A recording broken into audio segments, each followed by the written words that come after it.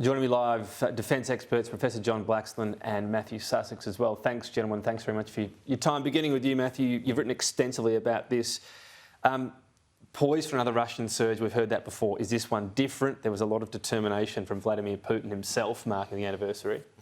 Yeah, absolutely. He gave a fairly long speech in which he left it under basically no uncertain terms that Russia was going to push ahead with this operation. And they've managed to get probably about another 130,000 troops, most of them conscripts, to the front lines in Ukraine. And that's basically 80% of Russia's ground forces.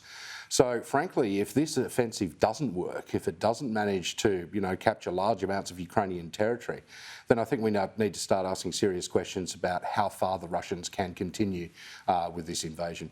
What do you think of the potential of China assisting on a weapons front, John Blaxland?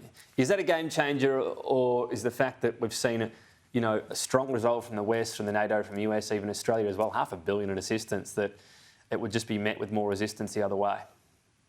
So there's a lot at stake for China because it's got enormous economic interests in Europe and North America, and as trading partners, they significantly outweigh Russia.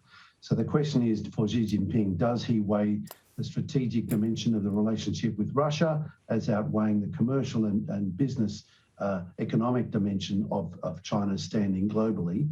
Because this has the potential to significantly erode China's attractiveness economically, for investment, for business connections and so on. The Europeans have been taking a much more cautious approach towards engaging with China in the last 12 months. And while they are still keen to make that happen, this would actually make it very difficult for them to progress. So I suspect this is weighing very heavily on Xi's mind.